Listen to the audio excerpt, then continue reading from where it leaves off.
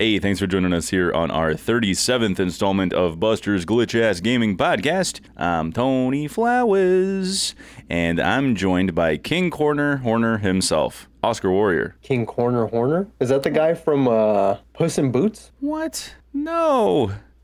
No. They said that was the worst thing to call a fucking Monster Hunter player was a corner horner. A corner horner? Yeah. I've never heard of that.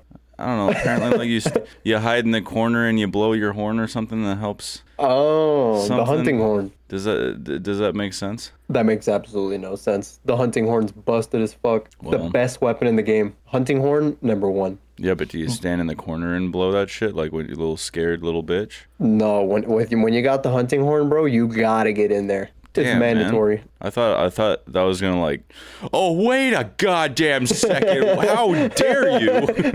how dare you say this to me? Yeah. I do not play my instrument in the corner. Excuse me. Excuse me. Yeah. How dare you? I wasted that. Anyways, how you doing? You're a roller dog. I'm good. I love shitting. I took one earlier. Nice. It's what I look forward to most in the day. My morning poop. I know Travis can relate to that. Oh yeah, that guy is constantly shitting. Our boy Travis. I think I'm starting to get a scent for when it's him in the bathroom at work. Oh no. Like dead ass. I'm like, I walk into the bathroom and I don't mean to smell it, but I smell it and I'm just like, I think that's Travis. That's definitely Travis. Oh man, you've got his musk memorized. I got him. I'm gonna become shorter just for you, Tony, because what the hell did you we're do the that same. for? We're about the same height in real life, and yeah, now you look all little on my recording. I need to increase your size, your girth. Oh, my girth. Pardon me. Hold on. Don't move. All right, we can continue. Sorry about the technical difficulties, ladies and gentlemen. What were we talking about? Pooping. Yeah, pooping. Pooping's great. Let's not talk about pooping. How was your week? How was your week? I just started sculpting Davy Jones from nice Pirates. From Pirates of the Caribbean. Yeah, not the Monkee Davy Jones, the pirate Davy Jones. There's a Monkee Davy Jones? Yeah, I knew you wouldn't know that. That's some boomer shit right there, bro. My mom and my stepdad, they used to make me listen to oldies, and there was a group called the Monkees, and I think the lead singer, but one of them was named Davy Jones. But whatever, not that guy. Interesting. I don't give a fuck about that guy. The Monkees. I'm a Believer. You know that song? I think so. Then I saw her face. Dun, dun, oh shit, that's the Shrek song. Yeah. They did their own version for Shrek. I'm pretty sure that's the Monkees. I'm gonna have to look that up. But anyways, some boomer shit, oldies. They're goated. They kind of are, man. But I just started sculpting him, and I got just the armature so far. I'm really excited to keep going. I'm trying to record the entire process in case I ever want to make any videos on it. So I haven't come across any videos of non-pro level sculpting. On the internet, everything is just like some pro level shit where I'm like, God damn, how do you make that look so easy, right? And I'm just I'm sitting here struggling. I'm like, maybe somebody wants to watch a struggle happen. Everyone likes a disaster that comes together in the end. See the process. Exactly. So if you want to watch a guy try to make something awesome with very little know-how, I might have a show for you one of these days. Amateur Art with Tony Flowers. Coming soon, maybe. To Disney DVD. Exactly. We might get sued for that. But yeah, let's check out these write-ins from TikTok. What do you think? Oh yes, we got a couple of write-ins from TikTok from our fellow video game enthusiasts. Yeah, we've got a couple of them right here. Do you want to start first? Yes. Okay. All right, our first write-in is from Tiffany Venable. She asks, what is a game you guys were disappointed in despite all the hype? And the reverse. What is a game you guys had low expectations of, but really loved? I like that. Good question. Thank you for writing in. Fantastic Tiffany Venable. Would you like to go first?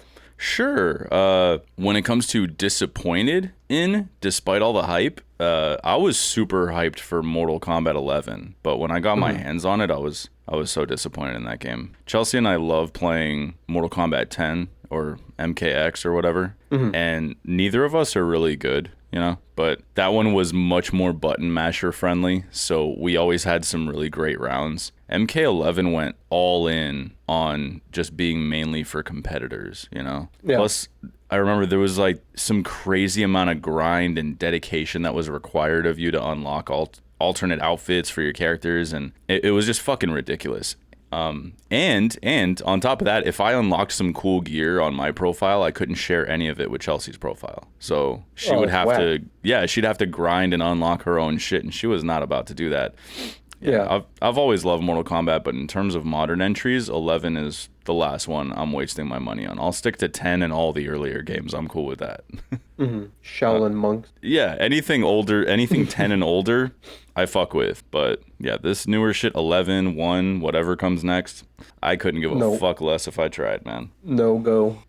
How about you in terms of disappointment? I was having a really hard time with this question. I honestly couldn't really think of one because I keep my expectations really low already.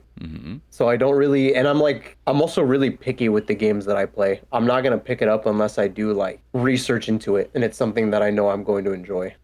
So I honestly can't remember the last time I've been disappointed with a game that I've played. Well, then I can answer that for you. Yes, please. Monster Hunter Wilds, when it first came out. Yes. It seems like that ship has, flipped a bitch, and now it's become I love it. An obsession. It's fantastic. But upon release, you were really looking forward to that. I think I had a bias though, because my thing was I was expecting another game like World, and it was like World in terms of graphics, I think, and it did an even better job, but it was completely different to how it played. And I think because of that bias, I didn't enjoy it as much, but now, like, given time and then going back to it, especially with all the new content added to it, I am having a blast with Wilds. It is by far one of the most fun Monster Hunters I've played to this date. Yeah, I would still count that, because if it's the first time you play a game and you have a ton of hype building up to it, then you play it and it just kind of, I'll come back to this. I was going to say like No Man's Sky, or what was another one that eventually I came back, Cyberpunk, but I really wasn't disappointed in either one of those, because I think in my mind I was convincing myself during my 20 hours or so with each of those on launch that I didn't waste my money, But then when I went back to them later on after all the updates and everything, I'm just like, wow, I wasted my money to begin with, but holy shit, that's a great return on investment right there. Is that the phrase, return on investment, or return of investment? I think return on investment, ROI. Oh, yeah, it sounds right. Anyways, and then when it comes to the reverse, what game do you have low expectations of but really loved? I'm gonna have to say Farming Simulator. Easy. Really? Yeah, like Epic gave away Farming Sim 22 and I gave it a shot, but I went into it thinking that it wasn't going to be for me and that I'd uninstall it in less than 20 minutes, but I played it for just under 30 hours before deciding to buy the newest one. I absolutely love that shit. It's relaxing and satisfying as fuck. I feel like I missed my calling in life. Like I should have. Yeah, you should have been a farmer. Exactly. That's amazing. I do that shit on my spare time, and I love it. I love every minute of it. You've discovered a passion. You should go into farming. Oh, man. It's too late. They're not going to hire an almost 40-year-old, doesn't know a goddamn thing outside of what he played in a video game. You never know. I don't know. Yeah. They could be looking for hands. You just work your way up the corporate farming ladder. Fuck that. It's too late. I'm happy doing what I'm doing. That's so interesting that you mentioned that, because you're really obsessed with Farming Simulator. Yeah, you were just talking about it constantly. I was like, we got to get together. Yeah, it was so good. So good. I was like, dog, we all got to get Farming Simulator and play together, get our own farming thing going on. And you're all like, yeah, totally. Yeah. Let's all just get Steam Deck. Right. It's got to be Steam Deck verified, right? I'm going to say yes. It better. I'm pulling that out of my ass. But how about you? Low expectations. Big love. You'll be surprised with this one, or maybe you won't. maybe you're already gonna know what I'm gonna say. I have no idea. Xenoblade Chronicles 2. You had low expectations. I had low expectations going into that game, and it took me so long to actually start appreciating it. I think it took me like 2 or 3 playthroughs initially to like get into it, but I think after the third one is when it really started to like hit me. I was like, oh shit, this game is like a hidden gem. Not like a full playthrough. I would get to a certain point and then just cut it off. Like I would get bored and just like kind of drop the game. And then I would because it was such a long time in between my replays. Like I'm talking a couple, maybe like a year in between the replay, and I would start from zero again. It's like, all right, maybe this time it'll be different. Maybe there'll be that magic in the air. No, same thing. I'd end up just getting about to the same point, or maybe a little bit further in that second time around. And then it happened again. I didn't touch it for like another year. So it took me like 2-3 years to finally finish Xenoblade 2. Wow. And now it's one of your all-time favorites. It's one of my all-time favorite series of all time. All-time favorites of all time. Of all time. Throughout all eternity, through the entire multiverse, with the one electron theory. There is only one electron, and it's Xenoblade 2. Thanks for writing in, Tiffany Venable. Much appreciated. Yes, that was a very good question. We've got a write-in from The Giggler. Says, what is your favorite childhood game and gaming system? I love questions like this. They give me a second to be nostalgic. When it comes to consoles, it has to be the N64. I remember going to the mall down the street from where I lived as often as I could so that I could play the N64 that they had on display at the Zellers. When I was given an N64, it was the day of my first communion. It was just a standout moment in my young life. And to this day, I can go back and replay Banjo-Kazooie and love every second of it. So it's got to be that game. That was my favorite childhood game, and it's just that damn good. It still holds up. Unlike many other games from that generation, N64, PS1, those games, they don't really hold up for the most part.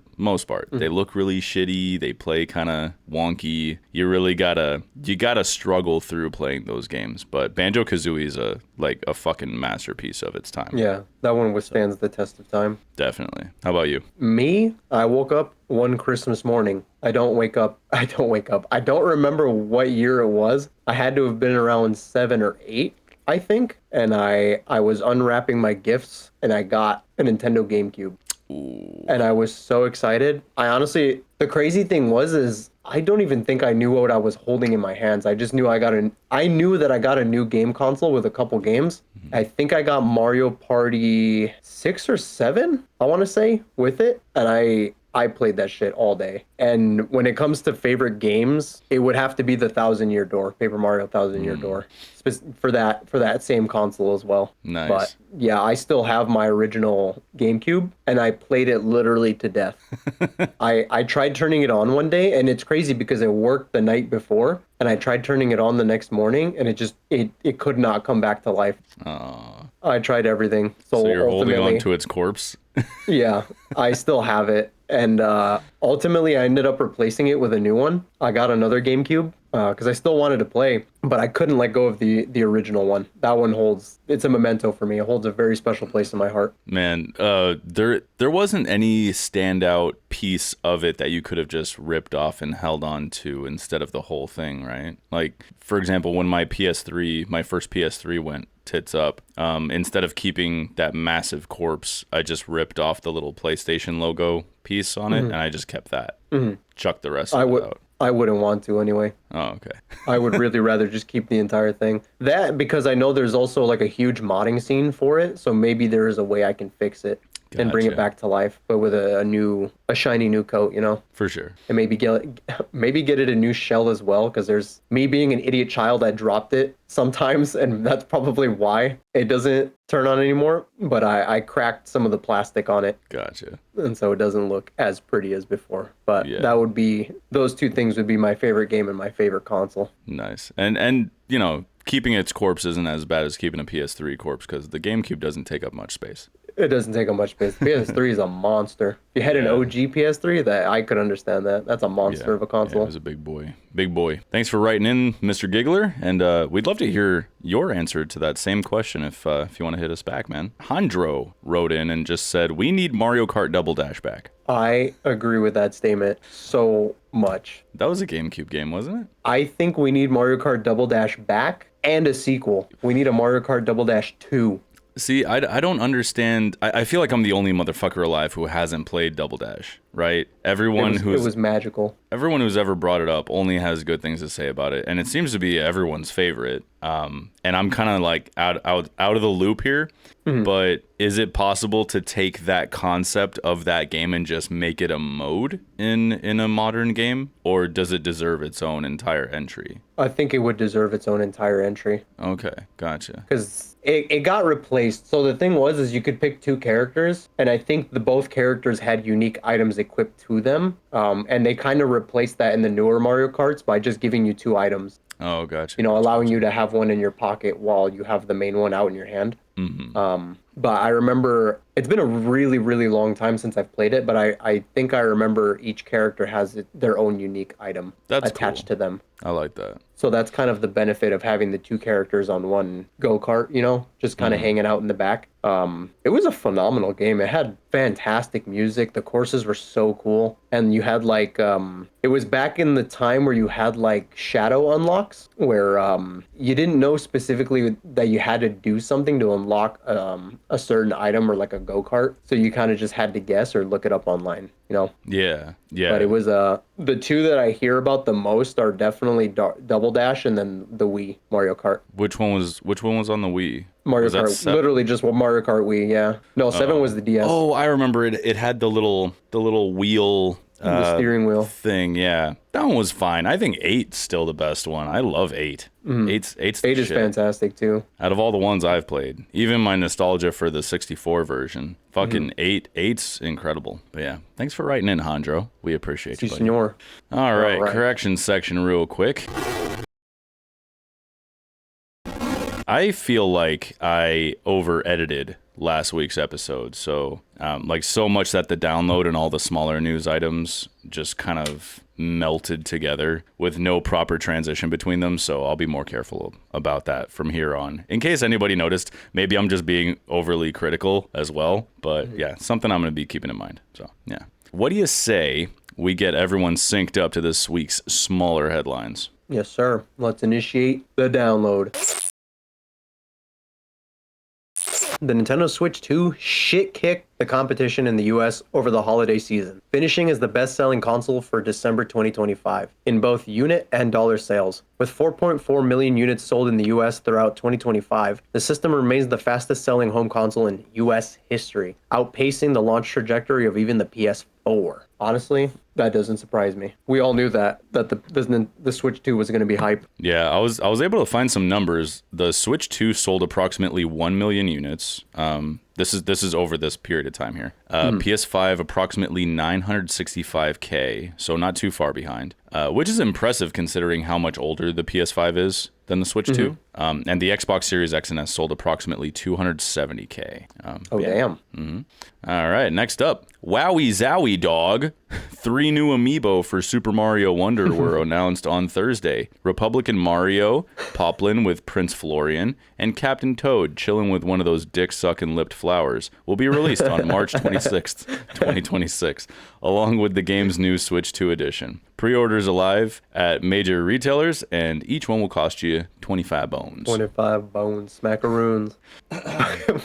I know I'll definitely be getting that the flower amiibo for no particular reason. The one with Captain Toad? Or are you talking about the little desk ornament thing that talks to the you? little desk, the little talking flower. Yeah, I want that thing. Little dick sucking lip. That's wild that you said that. Yeah, I was gonna call the elephant Mario Elephantitis Mario, but I was like, elephants, Republicans. If he was a donkey, if it was a donkey Mario, I would have called him a Democratic Mario. Democrat Mario, yeah. Forgot about that. Yeah, each party has its own like little mascot. Yeah. Okay. Guh-Huh!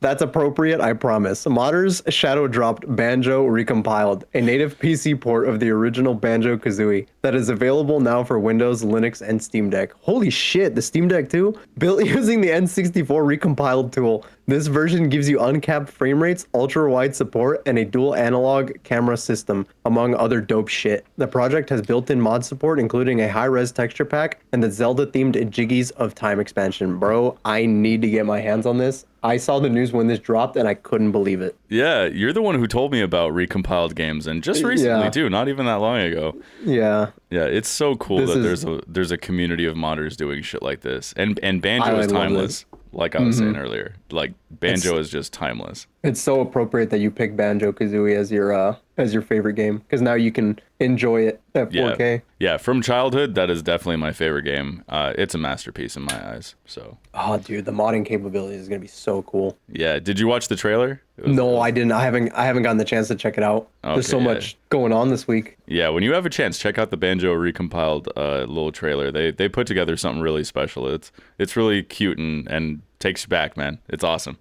Hell yeah. All right, next up, Souls-like Metroidvania The Last Faith released its first free major DLC, Awakened Ancients, which adds new Game Plus, a boss rush mode, and a new dungeon area for all consoles, though the OG Switch will get the update at a later date. Developer Kumi Souls Games is celebrating the launch by cutting the price in half on all platforms, including the Switch 2 edition. That sale will be live until February 2nd. Yes, sir. Anybody should take advantage of that. That game looks fantastic.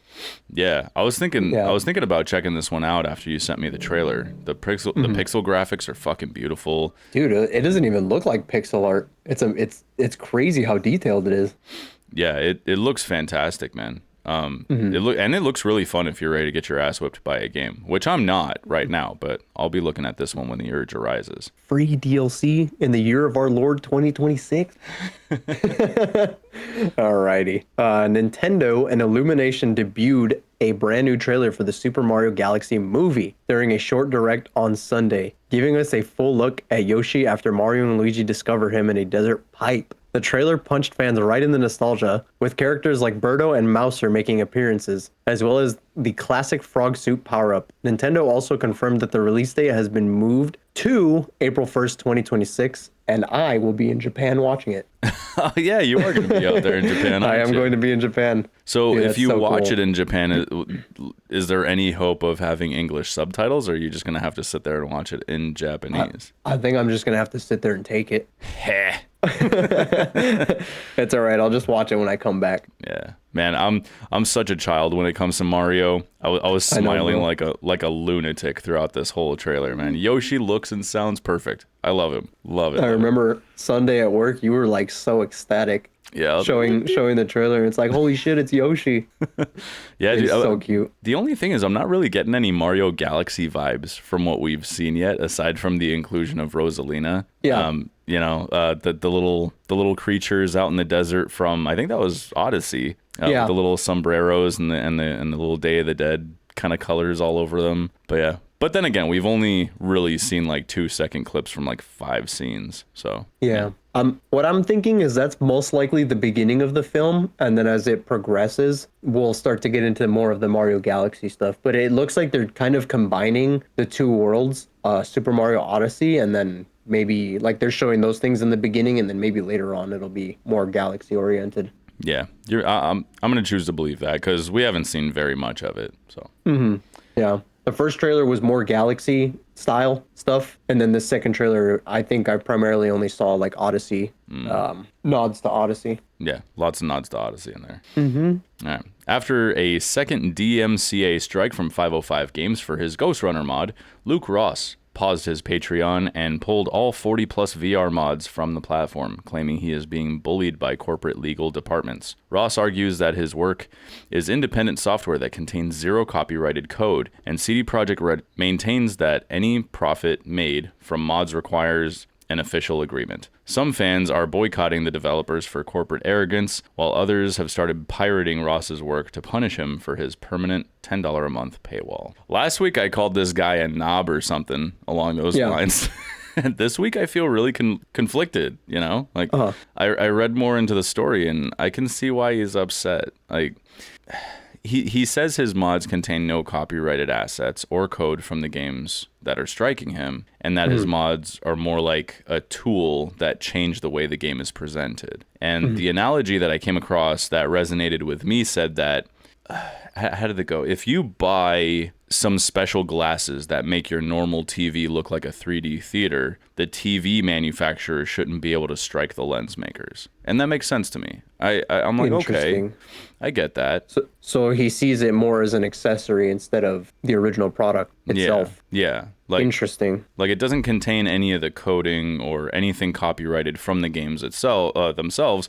But it's like when you make his tool interact with their game, it changes the way that it's displayed to you or something. Mm-hmm. It talks to it in a different way. But I'm conflicted because the Cyberpunk VR mod, for example, is essentially useless without Cyberpunk. So that could be classified as derivative work. And I don't know. At this point, I just wish him well, you know? Yeah. And we could just move on. But, you know, take it easy, Mr. Ross. You're clearly talented. Don't be a fucking Absolutely. knob. Yeah.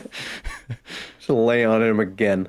Yeah, just one more time. Don't be a fucking knob, bro. All right, go ahead. All right. Next up, we've got the Switch and Switch 2 versions of Dispatch are being censored to meet Nintendo's content criteria, says Ad Hoc Studio. Unlike the PC and PlayStation 5 versions, the visual censorship toggle has been removed, so you'll have black bars covering any nudity or profane gestures. On top of that, certain suggestive scenes have had their vocal audio and dialogue completely muted. This one seems strange to me because I know it's still an issue with the eShop that there are just hentai games, like AI generated hentai games being pushed out still on the eShop. And it seems strange to me because why would Nintendo crack down on something like this and not have such a heavy hand or not a heavy hand, but like crack down as hard on these other things, you know? Yeah, I feel like it's got to be Ad Hoc. Like, they must be full of shit in some way because, you know, Cyberpunk, for example, you turn that thing on right out of the gate on the Switch 2 and you got full dong in your face and it's got fucking jiggle physics and everything, man. Like, really? There's no censorship of any kind in Cyberpunk. I don't understand why they would be so harsh on this game specifically. Yeah, why? So I think they're just full of shit. I don't know why they would be either. But if I end up getting this game like I've been wanting to, it ain't gonna be on the Switch. No. Know? The game is already rated M for mature, you know? Like, I don't understand why that isn't good enough all of a sudden. Yeah, what more could you do? Yeah. And the biggest problem to me is that, to my knowledge, Ad Hoc didn't say anything about this before the game released, so some people found out after the fact. What a crock of shit. Really? Yeah. That's suspicious. Yeah. Yeah. It smells like fish. All right, next up, Wildlight Entertainment's free-to-play PvP raid shooter, Highguard, has launched to a mostly negative reception on Steam. Though some players are praising the mounted combat and raid mechanics, many others say that performance is bad and criticize the decision to launch with only a 3v3 mode on large, empty maps.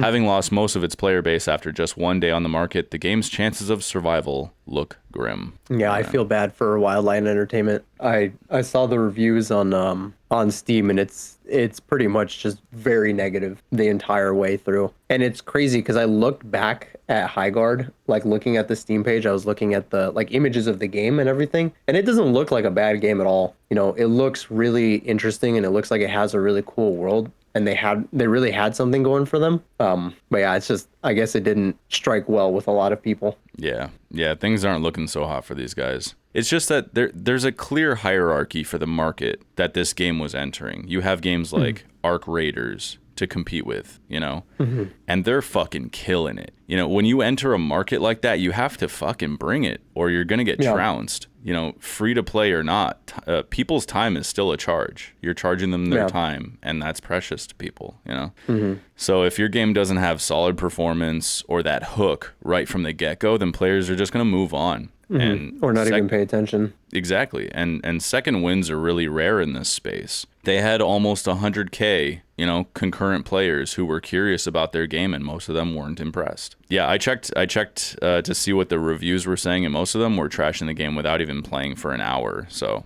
you know, that tells you how little patience people have for games that don't immediately grab them. Yeah. And it's interesting because you can get from what I was seeing of those reviews, a lot like within that hour you can get a lot of matches in, and I guess it just didn't really impress people off the get go, like you're saying. Yeah. If I had to compare it to anything, it reminds me of It's like a mix between Overwatch and Paladins.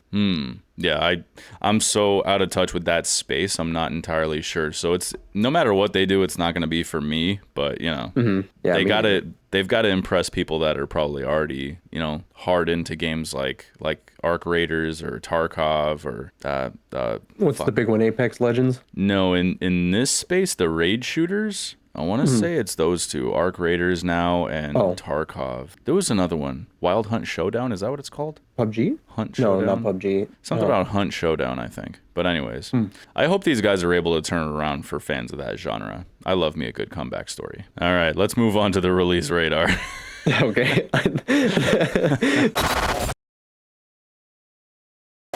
The Xbox Developer Direct, which aired last week right after we recorded, gave us a glimpse into Microsoft's 2026 lineup, headlined by the reveal of Forza Horizon 6 by Playground Games, which is currently set for a May 19th release on PC and Xbox Series X and S.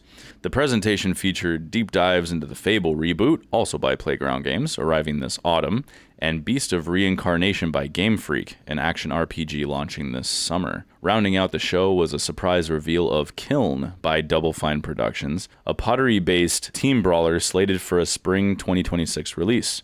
All 4 games are confirmed for PC, PS5, Xbox Series X and S, though the PlayStation version of Forza will arrive at a later date. Very nice. How did you like this Xbox Developer Direct? Starting from the top, I mean, Forza is always impressive looking to me, but when it comes to racing games, I've only ever been interested in the arcadey ones, like Burnout. Racing sims don't fondle me very well, Yeah. How'd you feel about Forza? Same thing? I'm in the same boat, yeah. Racing games never really tug at me again, like, unless it's an arcadey style racer. If you can, give me that kind of shit, but with the Burnout formula, like slam into each other and fuck each other up and crash modes and all that stuff, I'd be all over that. Beast of Reincarnation looks fucking sick. Now I know where all of Pokemon's budget has been going to.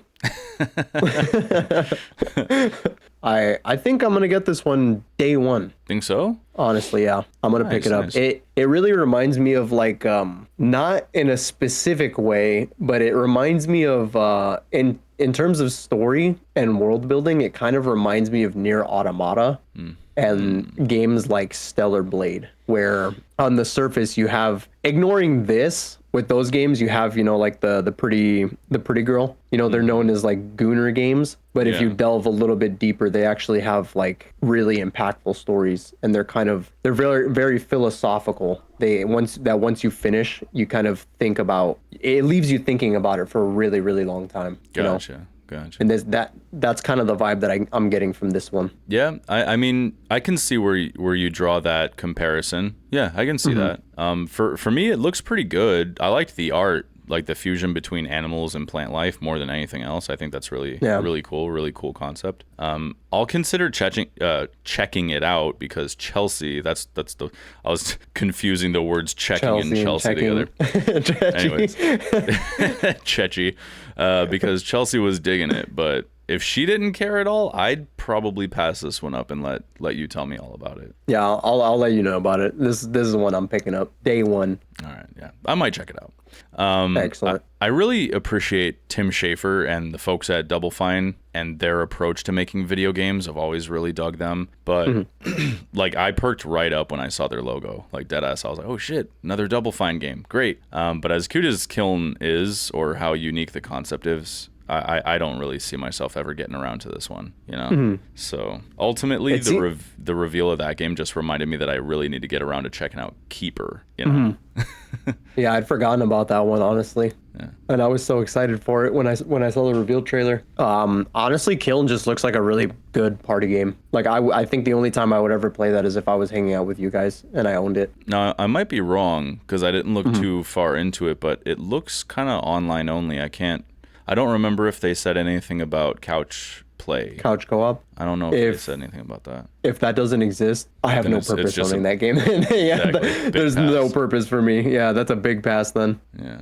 And then for me, Fable looks really good, but I still feel like I'm not sold on it for some reason. It's hard to pinpoint why. It's probably just that little hangnail of a fact that says there won't be any of that body morphing due to your choices in this game. It's not a deal breaker for me by any sense, but it's just a bit of a bummer. Like, if Super Meat Boy 3D didn't have warp zones, I'd still want the game, but I wouldn't be as stoked about it, you know? It's like, this is a reboot of Fable, right? And Fable had that kind of mechanic in it, and that's what a lot of people attribute to that game, because no other game, you know, that I can think of did anything like that. And that was a really cool part of it. Maybe Mass Effect. There was something like that in Mass Effect 2 and stuff. But so there's probably other games that do that kind of thing, but it was kind of really prevalent in the original Fable games. And the fact that it's missing from this one kind of feels like they just said, you know, kicking chickens isn't funny, you know? But they got plenty of chicken kicking shit going on in this one. But it's like, if they left that out, no, you can't kick chickens. That's abuse to animals, you know? It would just kind of feel like something's missing. So I think that's what it is. It doesn't have that same charm as the original. Yeah, otherwise it looks really great. The combat looks fun. The humor seems to be on point. The visuals are good. You know, all really impressive for Playground, especially considering they've never made a game like this before. I'm optimistic about it, but I'm not foaming at the mouth to get my hands on it. You know what I mean? Yeah. So You're keeping your expectations pretty level here. how did Fable touch you? It honestly doesn't seem like my kind of game. So Yeah, that's fair. I'm kind of, I didn't really pay much attention during the presentation for it. Yeah, it's not my cup of tea personally. Like, I'll agree with you. It does look beautiful. It looks really pretty, but it's not my thing. Gotcha. Yeah, that's fair. All right. Ready to move on? Yes, sir. All right. Bandai Namco announced a massive new DLC for Dragon Ball Sparking Zero arrives this summer, featuring Super Android 17, King Piccolo, and Super Saiyan Bardock. Oh, that's sick. Alongside new stages, costumes, and a fresh single-player mode. A separate free Mission 100 battle mode update is available now for PC, PlayStation 5, and Xbox Series X and S players. Very nice for any fans of Dragon Ball. I think our boy Carlitos and maybe Kevin Yeah. might want to check this out. Yeah, definitely. But you took the words right out of my mouth. Very cool. Very cool Yes, for sir. DBZ fans. All right. Valve dropped a big-ass overhaul for Deadlock titled Old Gods New Blood that introduces 6 new heroes, including the Werewolf Silver and the Necromancer Graves, slated to roll out 2 per week starting January 26th. The update also includes Street Brawl, a 4v4 mode that strips away farming for quick best-of-5 matches, alongside a complete visual redesign of the patrons and bases. Deadlock is still exclusive to those with a playtest invitation. Very nice. Yeah, I keep hearing good things about this game, but it's from someone who loves League of Legends. So I know it's not for me, but if you're into League, you might want to check this one out. You might want to check this one out. Interesting. Yeah. Gary's going to love that. Yeah. He's the one who told me about this. Yeah. Yeah, me too. I only knew about this game from Gary. Yeah. Looks really cool. But yeah. Absolutely. Okay. Koei Tecmo and Omega Force have delayed Dynasty Warriors 3 Complete Edition Remastered to an unspecified window later in 2026. Fuck. Producer Tomohiko Sho said that the team needs more time to polish the game in order to meet fan expectations. You can eventually expect to find the game on PC, PS5, Xbox Series X and S, Switch, and Switch 2. How do you feel about this one, bro? I know you were looking forward to this one. Yeah. Gotta polish that kielbasa. You gotta polish that kielbasa. I wonder if it's because of I think this game is being made in Unreal Engine 5. Yeah. I wonder if just because they're having difficulties getting it optimized for the engine itself. Yeah, and it's supposed to be coming out for the OG Switch. That's gonna be a bitch if it's running on Unreal Engine 5. Yeah, maybe They might as well just push it only for Switch 2. It was supposed to come out in March, so it's all good though, because the next story fits one of my most anticipated games right into that slot. Yes, sir. Let's get it. Yes, sir. Tribute Games announced that Scott Pilgrim EX will launch on March 3rd for PC, PS4, PS5, Xbox Series X and S, and Switch. This new 2D brawler features 7 playable characters, including newly revealed fighters Matthew Patel and Robot 01, and an original story by series creator Brian Lee O'Malley.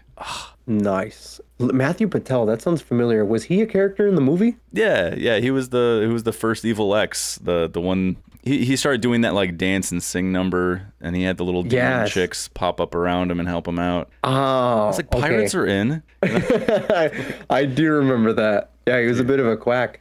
Matthew Patel. Yeah, he was really flamboyant, huh? Yeah, he had like the super thick eyeliner and shit on. Yeah. Oh my god, yeah, I do remember him. Yeah, he's awesome, man. Funny as hell. Yeah, Robot Dude, I can gotta fuck rewatch right that movie. off. Yeah. Yeah? Yeah, I don't give a fuck about Robot, but Matthew Patel, that's super sick. I didn't Yeah. expect this to come out so soon. I'm fucking stoked. Hell yeah, dude. Come to us sooner than you expect. Hell yeah. Hopefully Chelsea's down to play together. I really want to play this. Yes. All right. This All right. week's releases? Yes, sir. Let's move on. All right. This week's releases for January 29th, today. The Green Light by Walidzo. I think that's how you would say that. Walidzo. Comes to PC. Walidzo? Yeah, I think that indie game. Looks really cool. Little if you're into horror games, looks really cool. Oh, very nice. Back to you. And then January 30th, we've got Code Vein 2 by Bandai Namco Studios coming to PC, PlayStation 5, Xbox Series X and S. Same day, we've got Front Mission 3 Remake by Megapixel Studio SA coming out for PC, PlayStation 4, PlayStation 5, Xbox One, Xbox Series X and S. Also available on Game Pass for PC subscribers. And then again, same day, we've got the 9th Charnel by Psycat Deb coming out for PC, PlayStation 5, Xbox Series X and S. And then again, same day, we've got Celestial Ascend by EpiXR Games coming out for Xbox Series X and S, Switch. Some sources listed January 29th as the release date. Yeah, that's Interesting. just a little note, yeah. Okay. Excuse me. Horizon Journey, again, same day, by Redivided Studios, launches into early access on PC. And then we've got Vampires Bloodlord Rising by Me Human Games. Launches into early access on PC. That's really funny. Me Human. Yeah, I actually thought the 9th Charnel was I thought that was a typo, but I guess it's not. Yeah, I like that too. Charnel. Sure. For February 1st, we've got Star Sand Island by Seed Sparkle Lab. Comes to PC, PS5, Xbox Series X and S, and Switch 2. Yes, sir. And then February 3rd, we've got Aces of Thunder by Gaijin Entertainment coming out for PC and PlayStation 5. And then we've got Yap Yap on that same day by Mason Bap coming out for PC. And then on the same day, we've got Unemployment Simulator 2018 by Samuel, Lehikoinen coming out for PC. I'm going to say you pronounced that perfectly. Thank you. Then on February 4th, we've got Anthem Number 9 by Koida, comes to PC, and PUBG Blind Spot by Arc Team and PUBG Corporation. That launches into early access on PC. Now, do you have to play all 8 other Anthem games to play? Yeah, I was going to say Anthem they 9? made they made 9 Anthem games. Holy shit. They just shut down the first one. They somewhere in between that, and now they made fucking 8 other entries. 8 other games. Holy shit. Fuck me, all right. That's nuts. All right. February 5th, we've got Dragon Quest 7 Reimagined. That's 7, right? Yes. I always get confused with my Roman numerals. By Square Enix and Hexadrive. Coming out for PC, PlayStation 5, Xbox Series X and S, and Switch 2. And then same day, we've got Menace by Overhyped Studios. Launches into early access on PC. Also available as a game preview day 1 on PC Game Pass. And then we've got Tomb of Bloodletter by Ethan's Secretions. Holy shit, Ethan. Ethan coming out for PC. I was telling Chelsea, I was like, look at this guy's studio name. That's amazing. I love that. Ethan's Secretions. Holy hell. Dude, Dragon Quest 7 Reimagined. Did you try out that demo? Oh no, I never got a chance to touch it. Fuck. You know what, bro? What? I've been playing Monster Hunter Wilds. Can you blame me? No, not at all. Not at all. So yeah, that I might as well not even ask you. Let's just go over to what we're playing. Please go ahead. Yeah, right. That's a perfect transition to that. Tell me about Monster Hunter Wilds, my brother. Shit. You know what? I'm going to tell you first. Yesterday, I built a wall with my family, my Mexican family. We built a wall in our backyard. Oh, it's just a backyard-sized wall, not like separating countries or anything. No. Good shit. Good shit. Yeah, just a backyard wall, an extension to the wall. But I've been playing Monster Hunter Wilds, and I've been having a grand old time with it. Yeah. I ran into my first monster that is my wall, meaning I got my ass handed to me, and for the first time in my playthrough, I lost to a monster. I carded 3 times. Okay, I was gonna say the term was coming to me. I was like something with cards or something like that. I was like, okay, yes, cart. I carded 3 times this monster.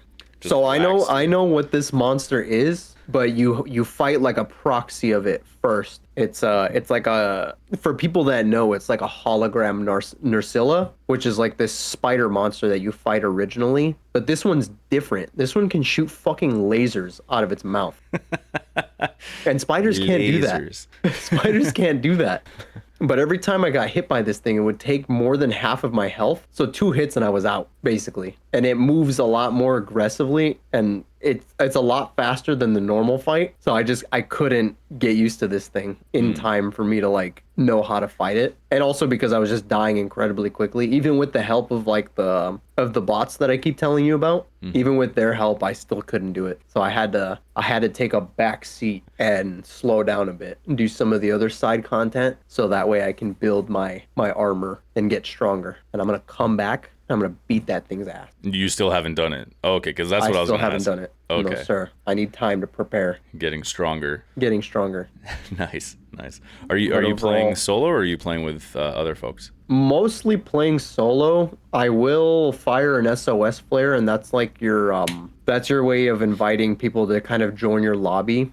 So 3 other people can join your lobby, but in the meantime, when the slot is open, it'll be filled by the bot instead. So by the time I'm done fighting monsters, I've either already captured the monster, or it's like close to dying. So most people don't even get a chance to join my mission. Gotcha. Yeah. But overall, I'm enjoying it. I'm hunter rank 56. I have an unrealistic dream of getting to hunter rank 999, which I believe is the cap. That's going to take me forever to do. Well, shit. All right.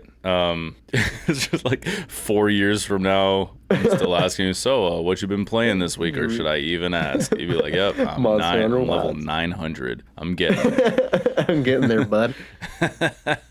Crazy. No, hunting some of those monsters almost completely fills my bar. So there's ways you can fill it up really quick. I think once I start hunting arc tempered monsters, I should be able to get there. Right on. Yeah, arc tempered monsters are just like harder variations of like the monsters that you already fight. They're just they hit harder, and I think they have more health. Yeah, a little more spongy. Yeah, they're a lot more aggressive as well. Gotcha. But I'm having a blast. That's good to hear. Yeah, you've been fucking all up in that game's guts. Yeah, I've been rearranging Monster Hunter Wild's guts. I've been rearranging monsters' guts, and not in the good way. Yeah, that's awesome, man. All right, I'm gonna take this over to you because I just made it weird. Tell me what you've been playing. I haven't really played much. I didn't put anything here in the notes. I didn't write down any notes. Last night, I played a few rounds of Battlefield 6 with Maximus. We were sitting in the Discord. You were in there with us. We were just chatting it up and playing some Battlefield. It didn't feel really any different than the last time I played, which was at launch. There were a couple of graphical glitches. There were a couple of them happening when I was aiming down the scope. I like the screen started like flashing black and white and stuff in this weird fractal pattern. Oh God. Yeah, it was really weird, but it only lasted until somebody killed me, which didn't take very long. We were also playing casual breakthrough because we're both a couple of fucking scrubs, and we were getting our asses handed to us so bad. I was like, this is casual?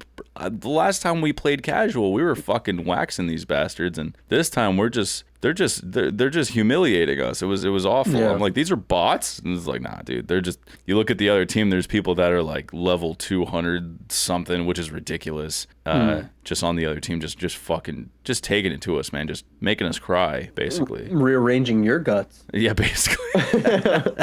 They were getting psychological on you, bro. They were breaking you down. Yeah, it was bad. It was real bad. But we had a great time getting our asses handed to us. Just chatting it Good. up. Outside of that, I haven't really played much this week. Yeah, just a little bit of that. And I played a little bit of Fallout 4 because we've been watching the Fallout TV series on Amazon. And season 2 is great. Season 1 was great. We're still not entirely caught up. I haven't watched the latest episode, and there's one more after that. But it's been kind of giving me that itch to jump back in. And originally I asked Chelsea, I was like, hey, you want to play Fallout? I'll just sit back and watch you, and I'm down. And she was just like, nah, man, that's not my kind of game. And I was like, okay, no problem. But I was like, fuck, let's do this. I popped in my PS4 disc of Fallout 4 into the PS5, and it was like, hey, there's a free PS5 version of this game. And I was like, okay. Nice. It was like one of the few games on the PS4 that I platinumed. So when it popped up a PS5 version with fresh trophies and everything, I was like, I'm gonna fuck around and try to platinum this again, aren't I? And I played it for a few hours and it was wonderful. It's been long enough, I think, since I last played it to where it felt kind of fresh. I don't think I'm gonna stick with it. It's just an itch I'm trying to scratch right now, you know. Gotcha. But yeah, I haven't really played too much this week, so we can move on over to the news and rumor mill whenever you are ready, my brother. Okay, I'm ready. All right. News and rumor mill.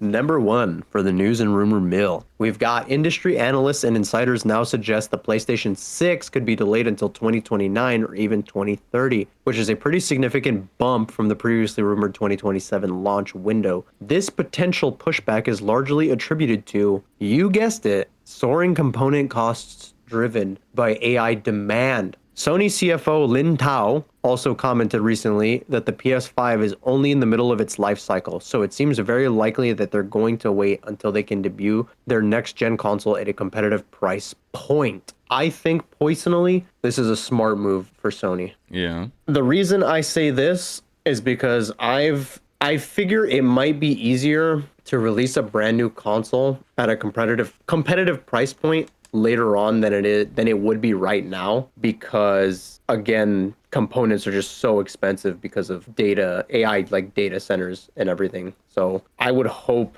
Xbox also takes this route as well. I really don't think it makes much sense for them to just hike up the price of a brand new console in 2027 or 2028, knowing potentially that people can't afford it, you know? Yeah. Like a $700, $800 console. Might as well wait and keep it, if not a little bit more expensive than the PlayStation, or around the same, or the PlayStation 5, or around the same price as it, you know? Yeah. Originally, when I saw this, I was just like, this is good news. You know, like in terms of the potential delay, not the component crisis, obviously. I was like, I hope they push it back to 2030 and let their in-house studios get more efficient with the PS5's limitations. And that's how I felt, right? I was like, I was also thinking that, yeah. Yeah. And it's also a benefit to you because you just bought your PlayStation 5, right? Yeah, so it kind of still feels really new to me. You got a new toy and it's already being replaced, you know? Yeah. It's like, damn, imagine how you must feel. You should have just waited. I know, right? You're an idiot. You should be ashamed of yourself. Let me finger wag you. Yeah, I'm okay with it. But yeah, maybe their premier studios will be able to drop more than one game this generation, you know? Yeah, I hope so, man. Aside from Insomniac, I mean, because they're putting in work, man. But well, there's so much potential there to be had, and they have their PlayStation 5 Pro as well. Also, this is within the same subject, but it's kind of a change. You didn't put this in there, but I think it's a recent thing that's been going on. I guess a lot of PS4 owners have gotten a message on their PS4 consoles as soon as they like booted them up, asking them like, hey, this hardware is pretty old, can you please upgrade to a PS5? Yeah, like how are they wording it? Because I remember coming across something like that, whether this morning or last night or something, and I was just like, what the fuck? But I didn't look into it. Like, is that how they're wording it? Like, hey, this is old. Something along the lines of that. Yeah, it's like, hey, consider upgrading to the PS5, please. Like, fuck you. I might be fucking broke, you piece of shit. I don't just have $500 laying around sometimes. You know, some people just don't have that. Sony's begging people to upgrade. It's so funny. They need to fuck off with that shit. That's some out of touch shit. If that's really what's happening, that's out of touch, man. It's like, hey, can you spare $500 or $600 on one of our consoles, please? We need it more than you do. Please, sir, may I have some soup? Right. Yeah. That's crazy to see Sony doing that type of shit. But yeah, this is good news. Yeah, I mean, I can see the negative in this too. You know, by 2030, the PS5 would be like a decade old, and if they don't put out a shiny new toy, no matter how much it is, their customer base might want to jump ship over to PC, if they can afford that, because they're in the same prices. So yeah, now because Sony loyalists have been taught to expect state-of-the-art games, and if they start lagging behind, they risk damaging that reputation. Plus, to keep the cost of the PS6 from going into the stratosphere, they might just rely heavily on AI upscaling to make 16 gigs of RAM seem like 32, and just AI upscale everything. So next gen consoles might not actually be as next gen as you'd expect them to be. They might just be simulating better visuals and performance. You know what? You're absolutely right about that. I don't know much about this, but I've seen rumor. It might be confirmed though. I'm just going to say it for that fact, but I think what is Sony's, I think it's like PSSR. Yeah. They're like upscaling software for PlayStation 5 Pro, I think specifically. It's getting like a version 2.0 or something like that. Like it's getting a major upgrade. So you're not entirely wrong about the AI generation tools. Yeah, so for anybody that doesn't know, that's kind of their version of, what is it? DLSS. DLSS like AMD's and FSR. Frame generation. Right? Yeah, FSR, yeah. Yeah, so that's what Sony's basically in-house AI upscaler is. But yeah, I can imagine them putting out a pricing machine, and then as a countermeasure, they offer to stream PS6 quality games to your your TV or PC monitor, without the box, but for a monthly subscription, And then streaming. And then if that takes off, it ultimately leads to the death of home consoles, and we enter the age of cloud-only gaming. Ew, cloud-only gaming? I know, dude. I'd rather just read books at that point. Same. Yeah. Fucking have mercy, man. Have mercy. Good All right. Lord. Number 2? Yes, sir. Take me there. All right. This is a leak. Leaker of the Year 2025. Nate the Hate says that a remake of Resident Evil Code Veronica is currently deep in development at Capcom, with a release target for the first half of 2027. This corroborates recent claims from fellow leaker Dustgolem, who noted that the project is being handled by the A-team responsible for the Resident Evil 2 and 4 remakes rather than the external team behind Resident Evil 3 remake. On a separate note, but not substantial enough for its own story, Mr. Hate has also said recently that Clair Obscur, Expedition 33, and Metaphor ReFantazio will be coming to the Switch 2 this year, and that Final Fantasy 16 is being considered as well. Oh, that's huge. This better be true, Mr. Nate the Hate. Mr. the Hate. Mr. the Hate, or else I'm going to finger wag you. He's pretty solid. So you can usually take what he says to the bank and cash that shit. So, Code Veronica, man. A lot of folks, myself included, were looking forward to potentially a Resident Evil 5 remake, but I'd be more excited about Code Veronica. It's an entry. Yeah, it's an entry I've never played before, and I've heard nothing but great things about it, so I'll take that over the one I remember, Punching boulders. That was 6, wasn't it? No, that was 5. No. I remember that scene. It's where Sheva and Chris are in the volcano, and Wesker's like this disgusting, grotesque monster, flailing his limbs, and I think Sheva's being chased by him, and Chris has to get over to her somehow, but there's a boulder blocking his path. You're prompted to do a quick time event where you have to spam the A button. I forget which button it was. And yeah, he just starts pushing this boulder, putting his shoulder up against it, and then all of a sudden he just starts fucking punching it. He starts punching the boulder, and surprisingly it falls over, but and it gives. Yeah. Oh god. Yeah, I thought that was from eventually Resident Evil 6 or something, because I had never played that game and I don't remember that scene. They should bring it back. I don't know, man. That's too goofy. It's too fucking goofy. I think it fits Resident Evil perfectly. You think? Yeah. I think it fits it perfect. Bro, have you seen Resident Evil 4? Well, with roundhouse kicking the. Have you ever even played Resident Evil 4? I played the original back when I was young. I don't remember much of it. I remember really liking it, but I don't if I played the new one now or even the old one again now, it would feel brand new to me. Leon backflips off of a wall because he hears the chainsaw revving up, and he's wait, danger. Wait, did they keep that in the remake? They did keep that in the remake, yeah. Oh man, yeah, that's goofy, man. That's fucking goofy. I like shit like that though. I guess it works because when Lady D cuts off Ethan's hand and he just goes oh, and then he puts it back on 2 minutes later, it's just. I was my eyes rolled so hard you can hear it happening across the street, man. They need stuff like that. so I like that. goofy. It's charming. But yeah, yeah. Code Veronica. Code Look forward Veronica. to it, dude. Fuck yeah! Please look forward to this. Like they say on the Nintendo. Oh, at the end of Nintendo Direct, yeah. Yeah, please look forward to this. Please look forward to this. I like that. But yeah, I don't have much else to say about any of this stuff aside that I'm hoping that it's true on all fronts, including the Clair Obscur For everything. ReFantazio. Yeah, all of the Yeah, above. those are fantastic games to come to the Switch too. Fuck yeah. Let's glitch the fuck out of here. What do you say? Yeah, let's glitch. Yeah, let's go. That's not how you glitch out, by the way. Yeah, that's just being a fucking idiot. Okay. Check us out on TikTok and Instagram at Glitch Entertainment. You can now listen to us on every major podcast platform.